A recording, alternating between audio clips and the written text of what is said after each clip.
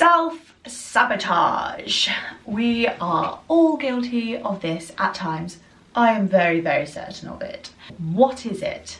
Well, self-sabotage is when you have a goal in mind and you want to really achieve something, and yet you keep doing things that prevent you from achieving that goal, whether that is drinking, taking drugs, gambling, overeating, undereating. It can be quite literally anything, whether it's just scrolling on Instagram. And we do it because basically we're scared. We're scared of what may come. We're scared of achieving what we've always had our heart set on, and then having to play that role but not feeling as though we're ready to play that role yet. Or you're scared of achieving something and then going back to how it was before in the kind of reality that you don't necessarily want to be in. Now, sometimes self-sabotage is absolutely fine. Sometimes it's just, I don't know, buying something from Amazon when you said you weren't going to spend anything that week, for example. But it becomes a problem when it's affecting your well-being, when you're telling yourself that you as a person are no good because you're not achieving what you wanted to. You're not accomplishing your goals. You're not reaching the dreams and aspirations that you thought that you would be achieving. And that can have a really harmful effect on how you view yourself. You have core beliefs. You have this internal, what's the word? Compass, moral compass, and you believe certain things without questioning. You don't think why you think them, but they affect every single thought and behaviour and action that you take as a result. Now, if your core belief is slightly off kilter, then when you self-sabotage, it is as a result of that core belief. For example, you've told yourself that you're going to lose weight.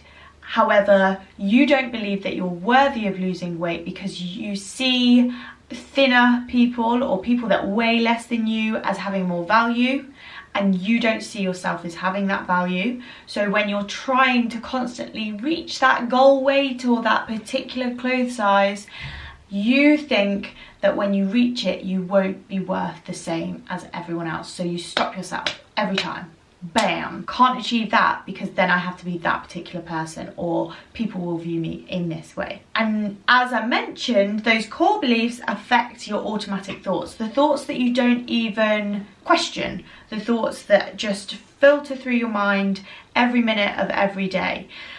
So if you're self-sabotaging, those thoughts can be really flipping crappy. They can be nagging on at you, and you have the power to change those thoughts. You have the power to think about why you're thinking those, and the power to actually question, is this helping me? Do I need to be having these thoughts? Do I need to think about the grander scheme of things? So understanding how you self-sabotage is key to overcoming this block.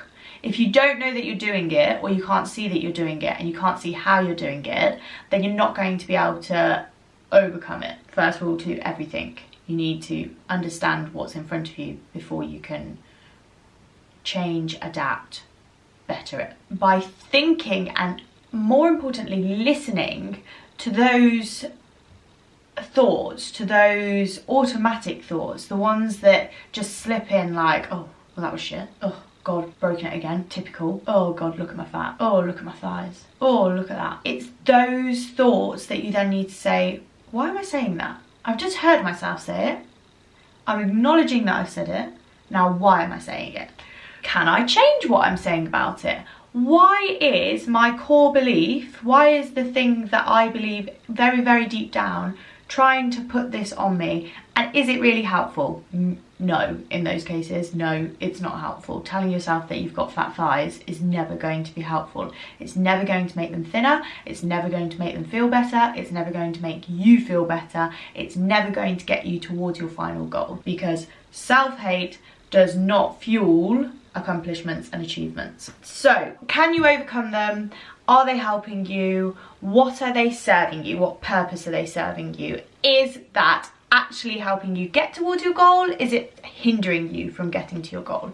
And the main way that I would suggest looking at this is by using ABC. So you've got the antecedent, the behaviour, and the consequence. So what were you doing before you started procrastinating, or you started hating on yourself and talking down to yourself? Then you look at the behaviour. What were you doing? Did you start scrolling on Instagram? Did you start picking at food in the fridge? Did you decide to go out on a crazy night out? Then you look at the consequence. How did that make you feel? Did it make you feel better? Were you enjoying the moment while you were in it? Were you trying to cover an emotion that actually wasn't so great with this short, quick hit?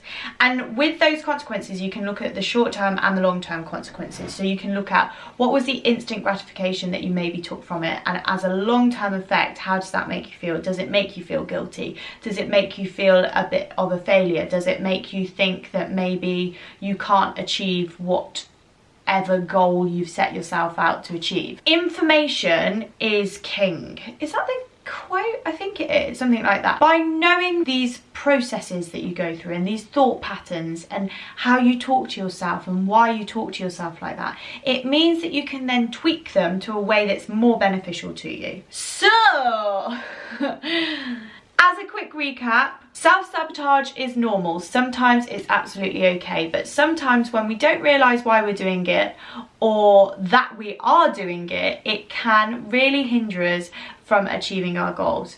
So take a look at what you're doing, think about the ABC, the antecedent, the behaviour, and the consequence, and see where maybe you can just tweak a little few of those things up. Say, for example, a perfect example of this is if you're telling yourself you need to lose weight and you end up eating a whole pack of biscuits. The antecedent to that may have been that you got some bad news. The behaviour was then that you ate the chocolate biscuits, and the consequence was that you had a short-term hit, and long-term you feel bad in yourself because you've fallen off track or eaten over your calories, whatever phrase that you coin. The way that you can then change it is saying, okay, I need to look at a different coping mechanism for when I feel sad or when I get bad news.